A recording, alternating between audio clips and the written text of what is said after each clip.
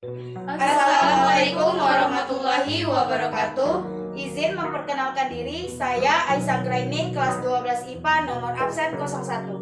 Saya Antri Noktavia, kelas 12 IPA, nomor absen 03. Dan saya Maria Rianti, kelas 12 IPA, nomor absen 21. Dan saya Musdalifah, nomor absen 23. Baiklah, kami di sini akan menjelaskan dan juga memaparkan tentang percobaan atau eksperimen percobaan pembuatan sabun. Percobaan ini digunakan untuk memenuhi nilai ujian praktik mata pelajaran kimia SMA Negeri 1 Katowilir. Teman-teman pasti sudah tidak asing lagi dengan benda ini, yaitu sabun. Jadi sabun adalah suatu bahan yang biasa dimanfaatkan atau digunakan untuk membersihkan entah itu perabotan atau apapun itu dari kotoran yang terbuat dari bahan alkali dan juga campuran gliserida dari lemak. Nah, sabun ini dibuat dengan cara atau reaksi saponifikasi atau biasa kita kenal dengan reaksi penyabunan. Nah, sabun ini dibuat dengan cara atau reaksi saponifikasi atau yang biasa kita kenal dengan reaksi penyabunan. Nah, apa sih reaksi penyabunan ini? Jadi reaksi penyabunan ini adalah reaksi hidrolisis lemak dengan basa kuat, entah itu KOH, NaOH, intinya berbagai basa kuat yang akan menghasilkan glikosa dan garam asam lemak yang biasa kita kenal dan familiar dengan yang namanya sabun.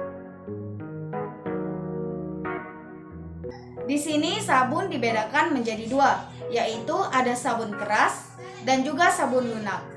Sebenarnya apa sih perbedaan dari kedua sabun ini? Yang pertama tentunya dari tekstur dan karakteristiknya. Sabun keras itu biasanya berbentuk keras, sedangkan sabun lunak itu biasanya berbentuk cair. Yang kedua itu dilihat dari campurannya. Nah, jika kita ingin membuat sabun yang keras, maka bahan campurannya itu menggunakan NaOH atau natrium hidroksida. Sedangkan jika kita ingin membuat sabun lunak, maka campuran yang digunakan itu menggunakan KOH atau kalium hidroksida. Kemudian yang terakhir, dilihat dari tingkat kelarutannya. Biasanya, sabun keras itu tidak mudah larut dibandingkan dengan sabun yang lunak.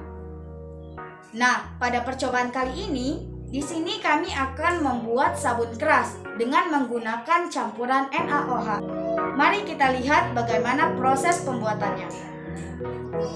Baiklah, di sini kami akan meragakan bagaimana cara membuat sabun. Bahan-bahan yang digunakan pun cukup mudah ditemui. Yang pertama, baskom, sarung tangan, air putih dan pewangi untuk menambahkan bau yang sedap. Minyak goreng, bisa juga menggunakan minyak jelantah. Cetakan sabun. Siapkan juga NaOH atau soda api. Teman-teman juga jangan lupa untuk menambahkan pelindung tangan ketika melakukan percobaan. Karena dalam percobaan ini ada bahan kimia yang berbahaya. Baiklah, kita masukkan air ke dalam baskom, lalu masukkan 4 sendok makan NaOH ke dalam air. Kita harus berhati-hati, karena jika NaOH bereaksi dengan air akan menyebabkan panas, sehingga bisa melukai tangan. Kemudian, aduk NaOH yang sudah dimasukkan ke dalam air sampai larut. Jika sudah larut, masukkan minyak ke dalam larutan NaOH tersebut. Kemudian, kita bisa menambahkan pewangi pakaian untuk menambahkan aroma yang sedap. Jika sudah menjadi satu, kemudian campurkan larutan tersebut sampai homogen.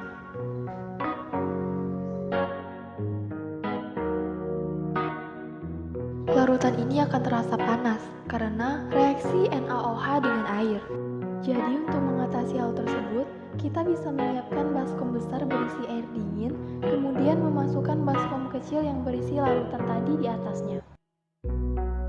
Kemudian mulai mengaduk agar larutan cepat dingin. Teruslah mengaduk sampai larutan benar-benar menyatu dan homogen.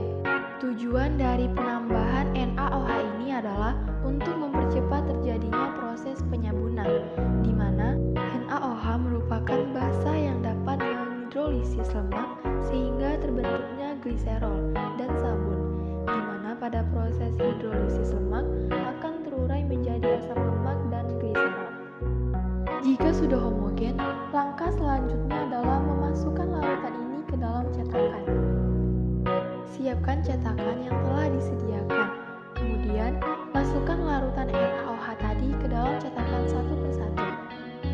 Kemudian, diamkan sabun 1-2 hari, tunggu sampai ia mengeras.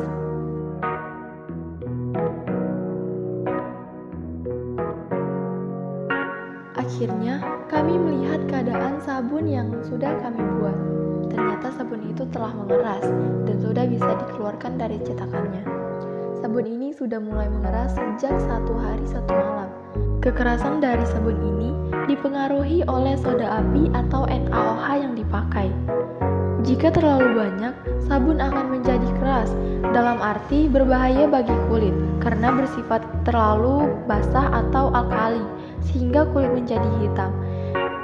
Bila soda api atau NaOH yang dipakai kurang, maka akan ada minyak yang tidak tersaponifikasi.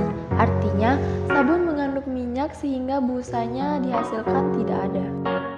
Sabun merupakan garam nitrium yang berasal dari asam lemak tinggi sehingga akan menimbulkan reaksi hidrolisis parsial. Ketika bertemu air, sabun mampu menghasilkan busa. Larutan sabun yang diaduk harus berbusa atau berbuih, tetapi tidak ada reaksi jika dimasukkan pada air sada. Buih yang dihasilkan akan muncul setelah garam di air mengendap. Fungsi utama dari sabun adalah membersihkan kotoran dan bakteri yang menempel. Sifat pembersih tidak akan terlepas dari senyawa kimia ini. Sifat pembersih dari sabun merupakan hasil proses kimia koloid. Kemampuannya untuk mengemosi kotoran berminyak sehingga dapat dibuang dengan pembilasan. Ini disebabkan oleh dua sifat sabun. Yang pertama ada rantai hidrokarbon. Sebuah molekul sabun yang terikat pada air ditolak oleh ujung anion molekul-molekul sabun yang menyambung dari tetesan minyak lain. Karena tolak-menolak antara tetes-tetes sabun minyak, maka minyak itu tidak dapat saling menyatu, tapi tetap tersubveksi. Sabun merupakan garam yang terbentuk dari asam lemak dan alkali. Sabun dengan berat molekul rendah akan lebih mudah larut dan memilih struktur sabun yang lebih keras. Sabun memiliki kelarutan yang tinggi dalam air, tetapi sabun tidak larut menjadi partikel yang lebih kecil, melainkan larut dalam bentuk ion. Saat ini sabun ada dalam berbagai jenis bentuk dan juga manfaat yang sangat baik untuk tubuh kita. Sekian pemaparan dari kami. Jika ada kekurangan atau kesalahan dalam penyampaian, kami mohon maaf dan semoga bisa bermanfaat untuk semua. Terima kasih. Assalamualaikum warahmatullahi wabarakatuh.